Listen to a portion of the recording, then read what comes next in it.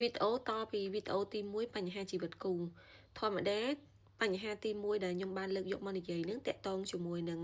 បញ្ហាចំនួនរវាងខ្វែងគំនិតគ្នាដែលមិនយល់ចិត្តគ្នាគឺវាកើតឡើងមកពីអីធម្មតាគ្រប់ការកើតឡើងទាំងអស់វាតែងតែមានហេតុនិងផល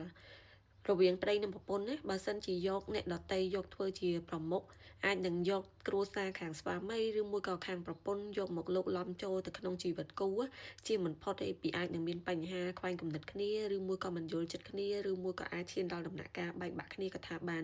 ដោយសារតែប្តីឬមួយក៏ប្រពន្ធអាចនឹងទៅជាសជាពាក្យសម្ដីញុះញង់របស់ក្រុមគ្រួសារខាងស្វាមីឬមួយក៏ខាងប្រពន្ធនឹងឯង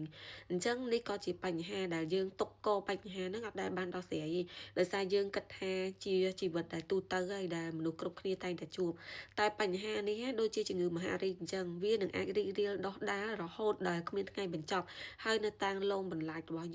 យើងនៅក្នុងជីវិតគូនឹងដែលមិនចេះចប់មិនចេះហើយបើសិនជាយើងមិនដោះស្រាយឲ្យបានត្រឹមត្រូវអញ្ចឹងសួរត្រឡប់មកវិញថាបើសិនជាមានបញ្ហាបែបហ្នឹងឈរលើគោលជំហរជាប្តីនិងប្រពន្ធនឹងតើយើងត្រូវធ្វើបែបណាចម្លើយនោះគឺយើងត្រូវឈរលើគោលជំហរមួយថាចេះបែងចែកអាក្រក់ល្អសខ្មៅហើយយកប្តីនិងប្រពន្ធខ្លួនឯងជាគោលទោះបីជានៅខាងក្រៅគេអាចនឹងនិយាយបំភ្លៃការប៉ັດឬមួយក៏បែបនេះក៏ដោយតែក្នុងនាមយើងជាប្តីប្រពន្ធដែលរស់នៅជាមួយគ្នា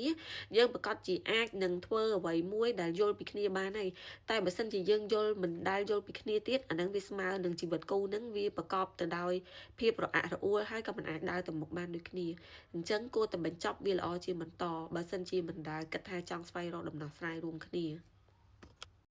ហើយសម្រាប់ចំណុចទី2និងចំណុចទី3ខ្ញុំនឹងលើកយកទៅដាក់នៅវីដេអូក្រោយដោយសារកុំឲ្យវាវែងពេកវាពិបាកនៅក្នុងការផុសណាអរគុណ